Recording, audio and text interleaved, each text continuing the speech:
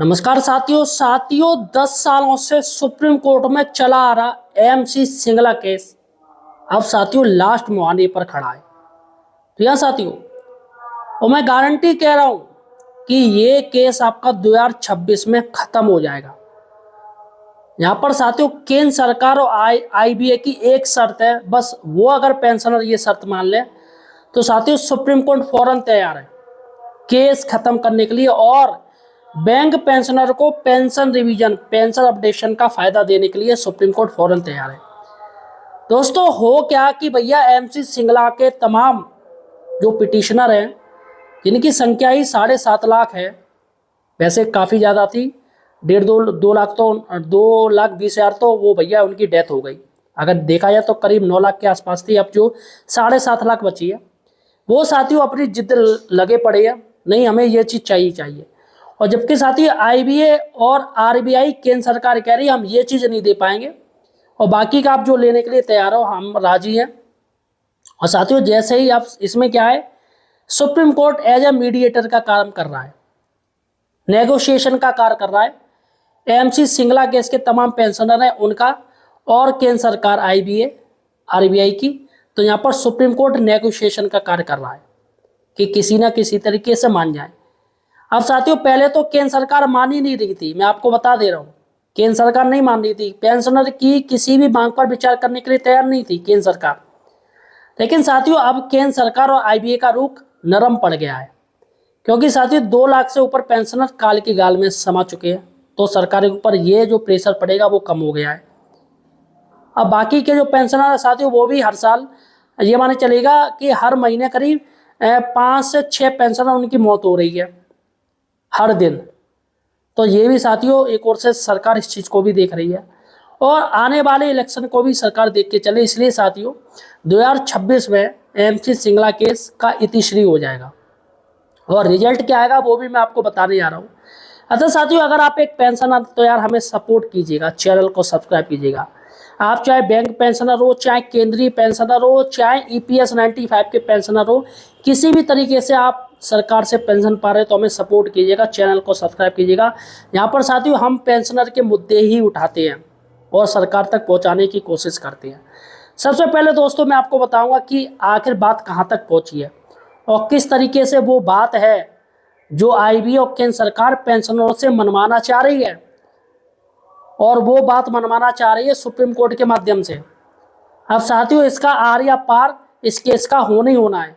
मैं आपको बता दूं पेंशनर बेचारे 10 साल से लड़ते लड़ते परेशान हो गए, कई काल की गाल में समा चुके हैं। अब साथियों मुझे लग रहा है जो सरकार चाह रही है वो पेंशनर अब मानने के लिए तैयार हो जाएंगे। एक कहावत है ना अंग्रेजी में, समथिंग बेटर देन नथिंग, कुछ ना होने से कुछ तो अच्छा है। और साथियों सबसे बड़ी बात है एमसी सिंगला साहब जी का बर्थडे है, उनको हम शुभकामनाएं देंगे कि भाई आज ही के दिन वो पैदा हुए थे, उनको शुभकामनाएं हैं।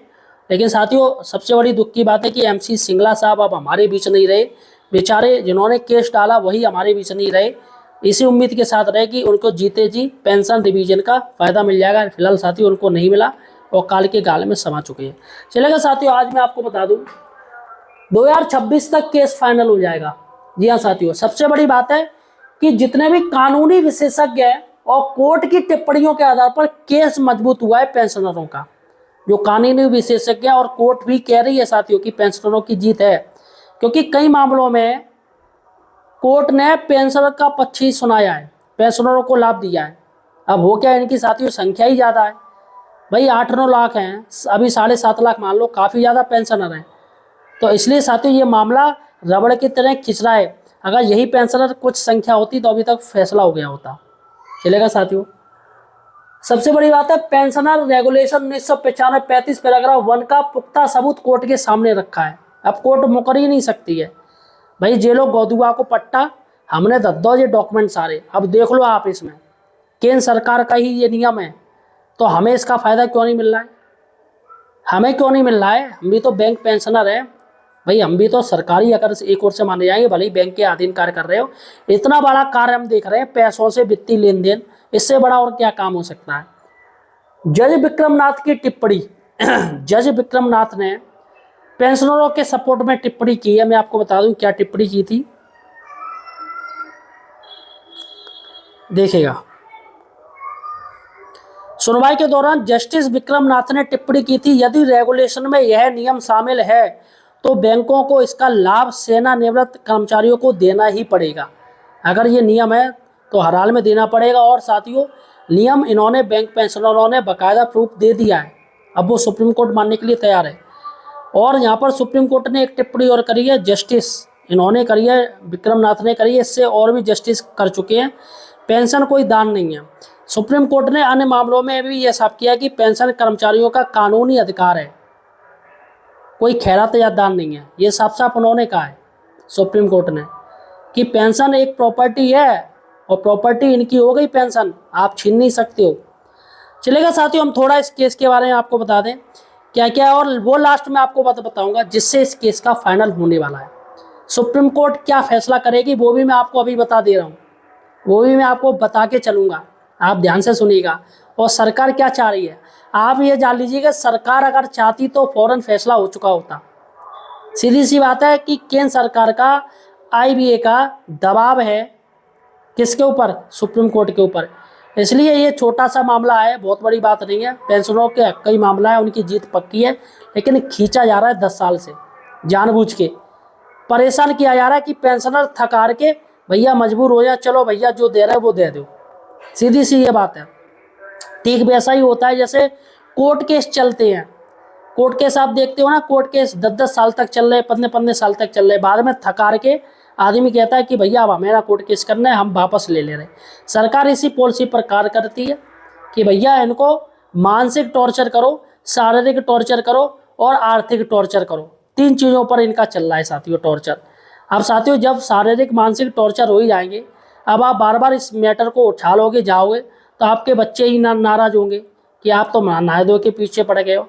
अब भैया वो भी जानते हैं कि बाबा बिल्कुल लास्ट स्टेज पर बैठे हैं, कब इनकी मौत हो जाए, और इतना पैसा फूका जा रहा है, इतना माइंड टेंशन ले रहे हैं। सरकार तो चाहती है कि पेंशनर टेंशन लें, भैया वो टेंशन तो चाह रही है, टेंशन लेंगे बीमारियां बढ़ेंगी, बीमारियां होंगी तो पैसा खर्च होगा, और ऐसी ऐसी बीमारियां होंगी कि भैया उनका इलाज ही नहीं हो पाएगा। तो यहाँ पर सरकार तो चाहती है कि इतिश्री हो जाए इन पेंशनरों की, पेंशनर ही ना बचे। जब पेंशनर ही ना बचेंगे तो हमें कुछ देना ही नहीं पड़ेगा। मतलब सरकार मानने के लिए तैयार है, लेकिन पेंशन रिवीजन का अपडेशन का आपको फायदा नहीं देना चाहती है, लेकिन साथियों अब देना पड़ेगा। देखिएगा मैं आपको एक केस आपको सही से बता दे रहा हूँ, देखिएगा फिर मैं आपको लास्ट में बताऊंगा कि सरकार आपकी कौन सी मांग मानने के लिए तैयार है और लास्ट में फाइनल फैसला क्या होगा।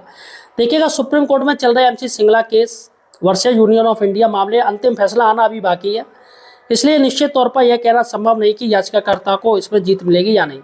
ठीक है, बैंक पेंशन अपडेशन से जुड़े इस महत्वपूर्ण मामले की सुनवाई कोर्ट नंबर 2 में चल रही है, और से लेकर स्थिति इस प्रकार है। स्थिति मैं आपको बता दे रहा हूँ, अभी फिलहाल साथियों ये स्थिति है, नवीनतम अपडेट और तारीख है। मामले की सुनवाई सुप्रीम कोर्ट में चल रही थी, लेकिन जजों की बेंच की उपलब्धता और अन्य कारणों से इसमें कई बार तारीखें आगे बढ़ी। अब ग्रीष्म अवकाश चल रहा है, यानी समर वेकेशन चल रहा है, उसके बाद जुलाई 2026 में इसका सूचीबद्ध हो चुका है और 22 जुलाई को इसकी सुनवाई होगी। मुख्य मुद्दा क्या है, यह केस मुख्य रूप से बैंक पेंशन रेगुलेशन 35 पैराग्राफ 1 यानी BPR 1995 के तहत पेंशन अपडेशन के लाभ से जुड़ा है। याचिकाकर्ताओं की मांग है कि पेंशन केवल बेसिक और DA तक सीमित न रहे, बल्कि इसे वर्तमान वेतन और पेंशन भोगियों के अनुसार अपडेशन किया जाना चाहिए। ठीक है, अदालत का रुख क्या है, अदालत क्या बोल रही है। पिछली कुछ सुनवाई के दौरान कोर्ट ने वरिष्ठ नागरिकों के अधिकारों और इस मामले की गंभीरता को स्वीकार किया है और स्थगन संस्कृति यानी एडजस्टमेंट जो कल्चर चल रहा है उसको खत्म कर इसे प्राथमिकता देने की बात करी। अभी क्या होता था, नई डेट दे दो, नई डेट दे दो, लेकिन अब कोर्ट साथियों मानिए कि हम नहीं, अब हम इसको नई डेट नहीं देंगे, अब इसकी रेगुलर सुनवाई की जाएगी। पिछला रिकॉर्ड में आपको बता दूं, पंजाब एंड हरियाणा हाईकोर्ट ने पहले याचिकाकर्ताओं की रिट याचिकाओं को खारिज कर दिया था, जिसके बाद यह मामला सुप्रीम कोर्ट में अपील के रूप में पहुंचा है। तो चूंकि साथियों पंजाब और हरियाणा हाईकोर्ट में ये मामला डाला था तो वहाँ पर खारिज कर दिया गया, अब ये सुप्रीम कोर्ट में चल रहा है। यदि सुप्रीम कोर्ट का अंतिम फैसला पेंशन भोगियों के पक्ष में आता है तो लगभग 8 लाख बैंक पेंशनर कर्मचारियों को इसका लाभ मिल सकता है। हालांकि कानूनी प्रक्रिया जटिल होने के कारण सरकार और बैंकों की दलीलें भी सुनी जा रही हैं। चलेगा साथियों, ये यहाँ पर मैंने आपको बता दिया। अब सबसे बड़ी बात है IBA और केंद्र का जवाब क्या है, पेंशन अपडेशन को तैयार पर एरियर नहीं देंगे, सीधी सी बात है। साथियों आईबीए ने और केंद्र सरकार क्या कह रही है कि हम एरियर नहीं देंगे। सबसे बड़ा जो मुद्दा चल रहा है वो एरियर को लेके चल रहा है। वो कह रहे हैं हम अपडेशन के लिए तैयार हैं, सब कुछ नियम मान लेंगे, लेकिन ये जो पेंशनर जो एरियर मांग रहे हैं इसकी जिद्द छोड़े, इसकी जिद्द इन्हें छोड़नी पड़ेगी। अब साथियों क्या होगा आगे चल के? आगे चल के यही होगा कि बैंक पेंशनर है वो साथियों एरियर, बकाया एरियर की जो मांग की जा रही है उसकी जिद्द छोड़ेंगे। कहीं कहीं बैंक पेंशनर 30 साल 33 साल एरियर की मांग कर रहे हैं, याचिकाएं डाली गई हैं। कोई कह रहा भैया 18 साल एरियर का दो, कोई कह रहा 10 साल एरियर का दो। लेकिन साथियों अगर देखा जाए तो इनको शुरुआत से ही एरियर मिलना चाहिए, 30-33 साल से इनको एरियर मिलना चाहिए। लेकिन साथियों आईबी और केंद्र सरकार यही कह रही है कि हम एरियर नहीं देंगे, इनकी मांगे मानने के लिए तैयार है। अब साथियों ऐसे में सुप्रीम कोर्ट क्या करेगा? चलिएगा सुप्रीम कोर्ट का मैं आपको बता दूं सुप्रीम कोर्ट क्या करेगा, देखिएगा।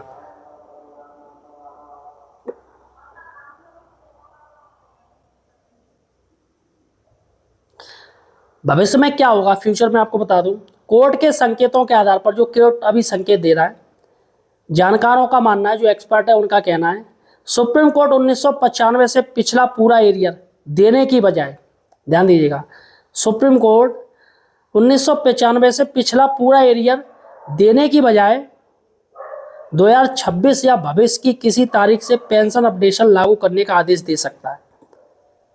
2027 में बैंक पेंशन अपडेशन का लाभ दे सकता है या 2026 में भी कभी दे सकता है। ऐसे में बैंकों पर वित्तीय बोझ का संतुलित करने का, जो वित्तीय बोझ जो कह रहा है ना आईबीए कि मेरे ऊपर वित्तीय बोझ पड़ेगा, उसको संतुलन करने की कोशिश सुप्रीम कोर्ट द्वारा की जाएगी। तो यहाँ पर साथियों एरियर, जहाँ तक लग रहा है कि कोर्ट एरियर को नकार देगा, कोर्ट कह देगा नहीं एरियर नहीं दीजिएगा आप, इनको अपडेशन का लाभ दीजिएगा, और वो भी जब वो कहेगा सुप्रीम कोर्ट तब। इससे साथियों क्या होगा, जो आईबीए मर रही है, ये केंद्र सरकार मर रही है कि 95,000 करोड़ रुपए का उनके ऊपर भार पड़ेगा, वो साथियों फौरन जीरो हो जाएगा, वो भार ही नहीं रहेगा, जीरो हो जाएगा। यहाँ तक सुनने में आ रहा है कि 95,000 करोड़ का जो भार है वो एरियर को लेके चल रहा है, एरियर को लेके चल रहा है। आईबीए ने जो तर्क दिया है केंद्र सरकार ने कि इनका 95,000 करोड़ हमारे ऊपर भार पड़ेगा, किसका? एरियर का। इसलिए साथियों सुप्रीम कोर्ट अब ये फैसला करेगा, एरियर तो आप भूल जाओ भैया, जो मिल रहा वो आप ले लो, सीधी सी बात है। आप कहो कि आपकी हर चीज़ मानी जाए, वो नहीं मानी जाएगी। सरकार की स्थिति भी देखी जाएगी, वित्तीय स्थिति किस तरीके से चल रही है वो भी देखना पड़ेगा। तो यहाँ पर साथियों यही फैसला होगा कि आपका एरियर आपको नहीं लेना पड़ेगा, और यहाँ पर साथियों यहाँ पर आपको सिर्फ और सिर्फ बैंक पेंशन अपडेशन का लाभ मिलेगा। तो क्या फ़ायदा साथियों? कोई मतलब ही नहीं है भाई, आदमी कितना जिएगा। सबसे बड़ी बात है सुप्रीम कोर्ट साहब को ये बताए कि आप ही तो पेंशन ले रहे हो, तो आपको नहीं नज़र आएगा या आपकी जब पेंशन बनेगी अगर गलत पेंशन मिल रही आप नहीं बोलोगे। देखिएगा एक और मैं आपको बता दूं, केंद्र सरकार और आईबीए का क्या तर्क है, केंद्र सरकार और आईबीए क्या कह रही है। सबसे बड़ी बात है वित्तीय भार का तर्क। केंद्र सरकार और आईबीए का मानना है पेंशन अपडेशन से सरकारी बैंकों पर कोष पर भारी आर्थिक बोझ पड़ेगा जो उनके वित्तीय ढांचे के लिए व्यवहारिक नहीं है। मतलब खुद पेंशन 10-10 लेंगे लेकिन पेंशनरों की कोई समस्या हल नहीं करेंगे। आज के समय में एक नेता एक बार विधायक बना, एक पेंशन, 2 बार विधायक बना, 2 पेंशन, 3 बार विधायक बना, 3 पेंशन, चौथी बार विधायक बना, 4 पेंशन, फिर सांसद बनेगा, सांसद 10 बार बना तो 10 पेंशन, मतलब 15-15, 16-16 पेंशन वो लेगा। जज साहब पेंशन लेंगे लेकिन कर्मचारियों को पेंशन नहीं देंगे, ना बैंक पेंशनरों को पेंशन देंगे, इनका ये चल रहा है। उसके बाद द्विपक्षीय समझौता का हवाला। उनका तर्क है कि बैंक कर्मचारियों की पेंशन 1995 के पेंशन नियमों के तहत की जाती है। इन नियमों और वेतन समझौतों में पेंशन अपडेशन का कोई स्पष्ट और वैधानिक प्रावधान नहीं है, ऐसा सुप्रीम कोर्ट और आईबीए ने कहा है। सबसे ज़्यादा तो आईबीए अम्मा बनना है, आईबीए बाप बनना है, वो सबसे ज़्यादा इसका विरोध कर रहा है। और हाईकोर्ट का क्या फैसला, हाईकोर्ट का भी इन्होंने दिया है फैसला। हाईकोर्ट का भी बोला था कि सर ये लोग हाईकोर्ट में गए थे, हाईकोर्ट में ये लोग केस हार गए हैं। क्या पंजाब एवं हरियाणा उच्च न्यायालय ने जब यह मामला था तब भी केंद्र और बैंक प्रबंधन ने याचिकाकर्ताओं के दावे का विरोध किया था और अदालत ने तब इसे खारिज कर दिया था। वो भी साथी उन्होंने यहाँ पर रख दिया कि सब देखो पंजाब और हरियाणा हाईकोर्ट के वहाँ से ये हार के आ गए। वर्तमान की स्थिति क्या है? वर्तमान में यह मामला सुप्रीम कोर्ट के समक्ष नियमित सुनवाई के तौर पर सूचीबद्ध रहा है। याचिकाकर्ताओं यानी रिटायर्ड बैंक पेंशनर कि वकील लगातार दलील दे रहे हैं कि पेंशन एक स्थगित वेतन होती है और सरकार द्वारा इसमें भेदभाव करना संविधान अनुच्छेद 14 और 21 का खुला उल्लंघन है। तो यहाँ पर साथियों ये बात हो रही है कि आप खुला उल्लंघन कर रहे हो, खुद के नियम, सरकार ने जो नियम बनाए, सरकार अपने ही नियमों का उल्लंघन कर रही है, तो उसको लागू कौन करवाएगा? Supreme court.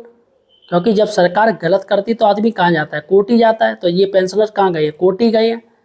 तो साथियों इसलिए आप चूंकि हाई कोर्ट राज्य सरकार के अधीन होती हैं, तो हाई कोर्ट में थोड़ा बहुत दाब भी चल जाता है। लेकिन सुप्रीम कोर्ट साथियों, अब सुप्रीम कोर्ट भी प्रेशर से कार्य करने लगी है। सरकार का इतना इतना प्रेशर है इनके ऊपर।